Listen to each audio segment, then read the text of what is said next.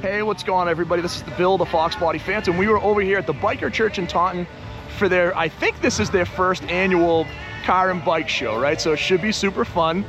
These guys, again, I haven't done a version of this before, but I did find out that they work with a lot of different charities in the area. They do a lot of give back. So this was designed to be a car and bike show. So I think you'll see some cool stuff you haven't seen. I'm gonna shoot some bikes today. Again, I don't ever really do that, so I won't pretend I know a ton about bikes. I know a little bit about from when I grew up, 50 years ago. You can hear in the background, which is pretty crazy. They're doing a big burnout contest. We'll go shoot some of that in just a minute, but we'll come back at the end. We'll talk about all the cool stuff we saw, and we'll wrap up the video. Hi, my name's Chris. This is my 1971 Plymouth Barracuda, or Akuda. It is originally a 383 car, but now identifies as a Hemi. It is a stroke Hemi. It's actually 526 cubic inches. I've had it for about 3 years, and it's a lot of fun to drive. All right, let me go around and share this beautiful Cuda with you. So, we've had a chance to talk to, to the owner a couple of times at shows. I've shot this one before. What I love about this car, so it's a 373 rear end car, the Hemi billboard stripe. It does have the 4-speed manual. We were talking, probably could use another gear the way these Hemis are set up, where they do run, a lot of the power at the top end of the power band. But I love that he's kept the original wheels, 8.5s in the back, 7s in the front. This was originally a B2 blue car with a 383, like he said, but it has been converted in a very nice conversion. That 526, 600 plus horse. This car is a rocket ship, but if you look at it, it looks just like it would have come out of the factory. It's such a nice version of this car. It's just done a great job of creating this, again, this tribute to the Hemi Cudas. And again, something that's more drivable, right? A Hemi Cuda like this would be in the hundreds of thousands of dollars, because that's what they sell for with the 4-speed. This is a car you can have, still a very valuable car, but something you're not afraid to drive and can enjoy. My name's Jeff Fernandez. I've had my 73 Z28 Type LT for 47 years. It has a 350 LT1 engine in it, and I have a mini bar in the trunk. 73. Now, when I first walked up to Jeff, I said, is that a 71? And he's like, no, it's really common because of the split bumper, right? 70, 71 had the split bumper. He took the bumpers from the 71 and put it onto the 73. He's owned it for 47 years, 350 LT1. This car is super cool. He was telling me about this being the LT package. So they only made about 7,500 of these. You can see the inside's pretty original minus the B&M shifter, but he did tell us the cool part of the car, and the cool part of this car is it does have a mini bar. When I walked back, I kind of saw like the shag carpet, but as you guys get in here, you can see the very cool mini bar in the back of the car, giving us a very cool 70s vibe. One of the Fox up here today, but this one is a highly modified Fox. This is an 84. It does have a newer front end, so like an 87, 88 front end. It does have a 5.3 liter Vortec V8, so a GM motor, twin turbos, turbo 400 with a 410 rear end, right? So this is a race car. I heard it come in. You can see the fuel cell on the back, the roll cage. This thing sounded really cool when it came in. Now, what I really liked was this car also has the FR 500 wheels, so it is a 18 by 8s in the front, 18 by 10.5s in the back. So this car was set up to be, a street strip car. And like the owner said, like, this car doesn't look pretty, but man, it's fast. And I heard it come in, it sounded incredible. You do have the 84 interior, right? So this was the old 4-ride Fox interior. Super cool looking. So again, this is a really cool Fox. And again, not the prettiest Fox, but man, this car is gonna blow away probably 95% of the cars in here, and it sounded incredible. Right, guys, the next car we're gonna shoot up here is this early 70s Dodge Charger, anywhere from 71 to 73. I'm not sure quite on the year. This is a 440 car. I really like these wheels, like the American Racing Centerline wheels. Had a set of these on a Monty SS. I always thought they looked great in the car. This one has a really nice stance. You can see it's a little wider in the back. It's kind of raked a little bit. And that plum crazy purple with the tough wheel, and it is all the factory gauges, automatic, so the TorqueFlite 727, sunroof car. It does have a little tag on the back. It's a very cool looking version of this car. I like the exhaust. It looks pretty cool. So I just think it's a very cool looking version of a, early 70s Charger. How wild this car is up here today is this 68 Charger. You can see under the hood. Now, I'm not sure if this was the original color.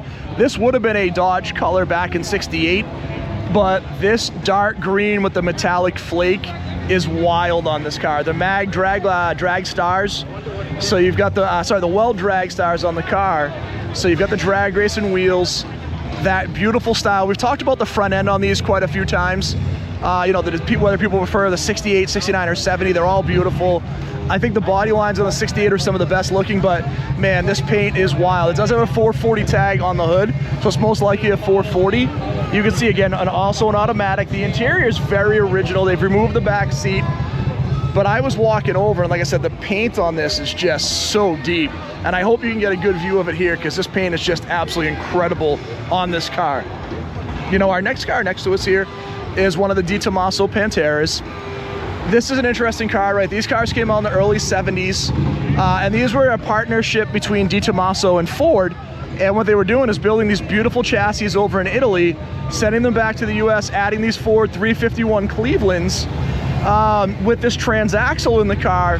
So these could be serviced at any Ford dealership. So you had this beautiful exotic car, plenty of horsepower, mid-mounted. So you see on the car, you know, if you guys don't understand what I mean by mid-mount means it's between the two tires, right? Front engine means it's over the front wheels, and most of the motor is over the front tire. Rear engine would be most of the motor is over the rear wheels behind the rear tires. Then mid-mount is what we have here. So we have a mid-mounted Pantera.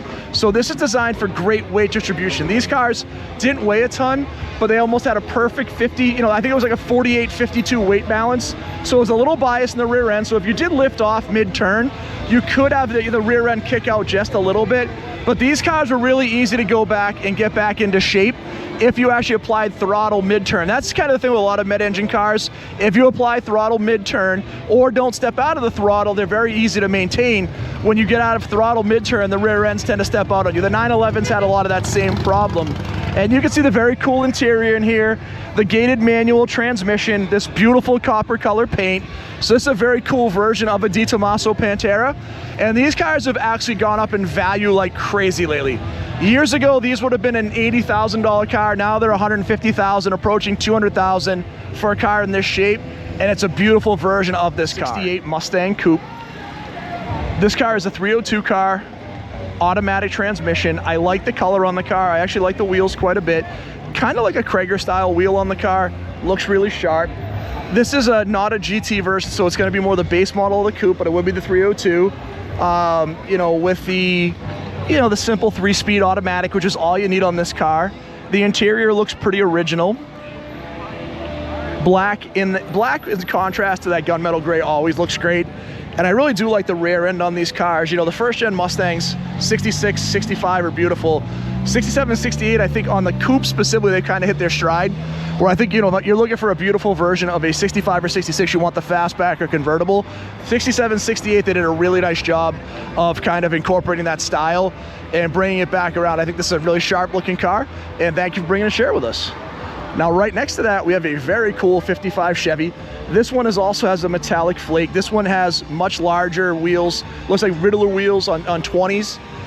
You can see this is that green metallic we saw on that 68 Charger.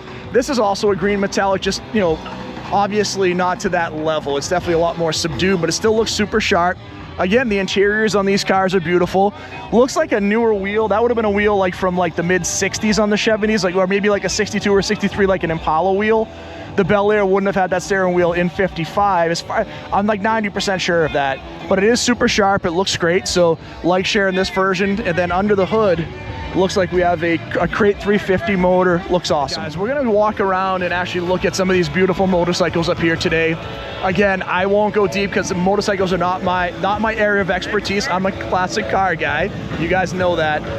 But there is some beautiful stuff up here that I think deserves to be shot and shared. So we're gonna walk around and share kind of all these beautiful bikes.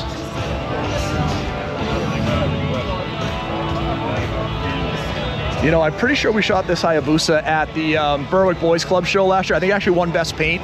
It's a beautiful bike. There are some super cool customs up here too, though. I saw this bike actually as I was, he was at the gas station with me this morning, fueling up as I was driving by. It's a beautiful custom on this bike, and he is a veteran, so thank you for your service. Again, another gorgeous bike. These bikes are always wild to me with these giant front wheels. Like, you know, it looks incredible. I know, like, again, it's like putting the big wheels on the cars, though. Not the easiest to drive or most comfortable, but it looks incredible. They did a great job on that. You know, you're looking at this one over here with this beautiful, like, pastel colors. Looks absolutely incredible on the bike. A lot of the full dressers. Just some really pretty stuff up here, and then we'll shoot some of the choppers over here that look just absolutely wild. You know, I always like when people do like custom stuff. It is, you know, to see somebody have their vision of what they want to get to. And these choppers with these giant rear wheels, man, those, you know, those crazy handlebars, the really long front forks, they are all very cool, and the colors are always great. The paint is beautiful. So like I said, I'm not the expert on the bikes, but I did want to share some of these bikes up here today. They're very cool. So yeah, the cool car we're going to shoot up here today is this gorgeous El Camino. Early 70s El Camino, big block car, cowl induction, great looking wheels. Very common. Again, the color I see most often on these is the red with the black racing stripes. But this one has the vinyl top. But I think the coolest part of this car, again, obviously just the originality, how nice the car is. Paint's beautiful on it, really nice wheels. But I love like the old school style, like checkerboard garage floor with the old school Schwinn bike. This is so cool. Man, these Schwinn bikes back in the day, I had a Schwinn as like my first bike. It was a hand-me-down from one of my uncles. I had the banana seat. Mine was just primer gray, but it looks very cool, and I wanted to share this very cool El Camino. Yeah, my name's Ray. I got this 65 Cobra here, factory 5. Got it over at High Octane Motors. They did a real good deal on it. Been a lot about it, a lot of work done on it as far as the motor and transmission. Angel's Touch did it, and I recommend them 110%. It's got a 347 stroker in it from Blueprint, and this car is just dynamite. It's like a go-kart on steroids, and I love every day. Talking about Ray's Cobra, gorgeous car. One of the best color combinations. I think when you think about a Cobra, blue and white is kind of iconic. We have the knockoff wheels now. These are not knockoff wheels, they're 5 lug, but they have the knockoff hub that looks great on the car. Maybe a little easier to live with. Like Ray said, 347 blueprinted, motor looks great in the car. You know, Factory 5 I think does a really nice job. Out of all the different kit cars, these guys are some of the best in the business. It does have the original Shelby style shifter for Factory 5 with more modern gauges. And then again, you come around the back and they do a really nice job. You know, you look at these cars and you see some of the differences. The main differences on some of the kit cars is how they incorporate the different bumpers in, right? Some use the competition bumpers, which would have the little hook on the bottom where it's easier to actually go in and tow. You can kind of see the gas cap placement. Depending on the different kit cars, some will have it here, some will have it center mounted on the car. But I think they always do a nice looking job on the cars, and this is a beautiful version of it. Again, with a 347 stroker, with a car that weighs about 2,300 pounds, with probably 500 horsepower, this car is a rocket ship, right? Again, we talked about that Porsche we shot last week with that power to weight ratio of a brand new Z06. This is in that same place, guys. 2,000 pounds, 500 horsepower.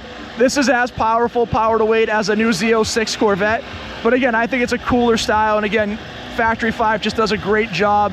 And this one looks. We shot this Porsche Speedster replica at the Mustang show at Twin River last year, but it's here, and I do want to share it again. It's a very cool looking car.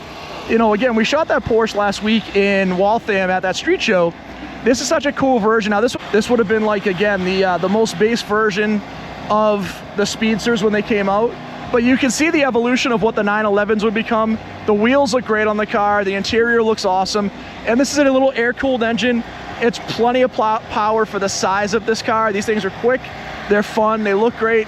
And I like the black wheels incorporated in this. It just really does a nice job of creating a cohesive style on the car, along with the gold badges that fit the style that they kind of were going for. We do have a couple of challengers here. I always talk about the Mopar stuff. These guys always come out in full force. We've got a Hellcat here. So some cool challengers. And then we have this gorgeous Bel Air right here. I saw it when I was pulling in. Incredible looking wheels. The chrome is amazing. We got a more modern LS1 Chevy motor under the hood. Everything's been chromed out. Super sharp. Again, this car looks absolutely great. And you have a McLaren sitting next to it. When you just have a McLaren sitting next to you and you still stand out. Now, what I really like about this car is it is a 6-speed manual. So they took this Bel Air, made it a much more modern drivetrain, LS1 motor. I'm assuming a modern, 6-speed Corvette transmission. Great looking wheels with Wildwood brakes. This is a very cool version of this car, and it looks great in this car. Here is McLaren 750S. Obviously, it is a roadster, so you can remove the roof. The color is incredible on the car. I do like the wheels a lot. Obviously the scissor style doors. All these now have become automatics, right? They don't even do manuals anymore. So these would be like the racing style automatic, like the F1 style dual clutch. these things are just rocket ships, you know. And again, I think if you're looking for an exotic, when I look at for a lot of, you know, a lot of people, again, the Ferraris get a lot of love and the Lambos, but I think, you know, a McLaren you don't see as often. They become more relevant recently. You do see more now, but McLaren's built some of the coolest stuff over the last like 35 years, right? You go back to the P1, which was that, you know, that rocket ship, which everybody wanted. That was like the most desirable car back then. And these cars now compete, you know, very evenly with what Ferrari and Lamborghini does at a lot of times a more reasonable price. I remember Jay Leno said, I'll never buy a Ferrari because they make it so difficult. He went to buy a McLaren. They talked to him about the carbon ceramic brakes. He goes, do I need them? He goes, you're not going to track the car? No. Like, to be honest, they have to be heated up to get better performance, and you're paying more money for them. So McLaren was more honest and just said, hey, this is what you need, versus some of the other exotic car companies trying to sell all the bells and whistles, and it looks absolutely great. So a very cool version. What we're going to shoot up here today is this beautiful 1971 Plymouth GTX. The sign literally made me laugh when I was, you know, I walked in, that 6-pack in the front, Bacardi in the back. I do like the color, this copper brown color. It is a 446-pack car. It does have the air grabber hood. So if the car was opening down, you would have the hood that would open up, just like the Cowell inductions did with the GM stuff. You know, again, the factory wheels. What's cool on this car for me is it is also a 4-speed car, so it's a 446-pack manual car. Again, this is very similar to that Charger we looked at earlier. This would be Plymouth's version of it. And what's nice on these cars, again, if you think about it, this was a full-size car. You had plenty of room in the trunk, so again, you could live with this as a family car every day. And these would, you know, factory, these came with a 318 all the way up to the 426 Hemis and the 440s. So you could build this to whatever spec you needed or wanted that was right for your family. But to have, you know, the grocery getter 318 share a lot of the same mechanicals with these, other than obviously the bigger motor and the more robust transmission and rear end, was pretty cool because they were easy to work on and not super expensive to maintain. But, you know, the star of the show on this car is clearly under the hood with that 446 pack. Very cool car. Wanted to share it with you guys. All right, I wanted to share one other very cool thing on this 71 GTX. Ed just walked me through, Ed's the owner, he walked me through the originality on the car. It is super original. But he does also have the dictaphone. If you remember last year, we shot that CUDA or Challenger up in the Berwick Boys Show, and he also had that dictaphone. These were designed for executives. They could go in and actually dictate as they were driving. So if they were going to a meeting and they needed to take meeting notes, they were trying to, you know, remember something that was important for a big client presentation, you could drive down the road and record into the dictaphone. What I always thought was interesting is you have a 446-pack, big block car with a dual exhaust, and, you know, you're trying to talk into it. I know how hard it is to talk into the cell phones today, so I don't know how good the quality was, but I love that Chrysler was doing this back then. You know, Mopar was thinking about their client differently and try to appeal to a different audience. Like we said, this was a full-size car. Could be a family man's car. That was high performance, so very cool they added that cool feature into it. Callie, being a true bulldog, is not ignoring me and not listening to what's said, just like my bulldog does. But Callie is enjoying the show up here today, just like everybody else. And she's only 2 years old, and she's beautiful. Guys, I shot this Roadster at the Foxborough JC show 2 years ago. I cannot remember for the life of me what the name of it is. It is a Factory 5 Custom, and obviously the big motor. You know, I get kind of like a Daytona convertible vibe, like a Shelby vibe, but like a Daytona convertible. I love the big wheels in the back. The wild, you know, drag stars look awesome on the back of this car. They're super cool. The interior is really nice, but I do not remember what this car was called, and the owner shared it with me before too. But we've seen this one before. But it's a very cool version of a Factory 5 car. And obviously, again, these things don't weigh very much. Like we were talking about that Factory 5 Cobra in the front. Yeah, 20, exactly. So it's like, you know, 2,200 pounds, probably 400 or 500 horsepower. So again, just an absolute rocket ship. And then we have one of the new Zs. So one of the new Nissan Zs. This car has been interesting, right? When these cars came out, they kind of didn't get a lot of love. Super did not. This did have a manual when it first came out, but people kind of thought it was a little bit underpowered. I think they look great. I think they did a really good job of honoring the heritage of these cars, but making the car look a little more new. You know, we've seen the American car companies do that for quite a while with the Mustangs, Camaros, and Challengers. It was cool to see Nissan go back to their roots, but in a way, like this car obviously has been modified to do, you know, to race, so it's a high performance version of the car. But I like the color. I think this is a good looking version of it. And you see this up against like a 5.0, you know, up against like an M2, up against a Supra. They're highly competitive, very similar power to weight ratio. So very cool car, great looking color. And again, something, even though these have been out for a couple years, I still don't see a ton at a lot of these events. Guys, so our phantom favorite of the day is going to be this beautiful CUDA that we shot earlier, that we shared with the owner. it came down to this really, this and the Pantera. They're both beautiful. I've already shot some detail on this car. You guys can see it in the front, but I love the Hemi Orange. I love the story, the 526, the big horsepower, and I love that he drives this car regularly. There's nothing cool that someone actually uses their, really cool classic car. And again, this being a very cool Restomodded version, it gets driven all the time. I love the car. With that being said, everybody, thank you for checking out the channel. If you haven't done it so far, please hit the like and subscribe. This was a fun little event. Hopefully you enjoyed the motorcycles. You saw the classic cars up here. This was awesome for me because it's 5 minutes from my mom and my stepdad's house, so I got to see them. They got to come out to the show for just a minute, so super fun. I will be in Foxborough tomorrow for the JC show, so if you're around, please come see us. We appreciate all of you, and we'll talk to you all really soon.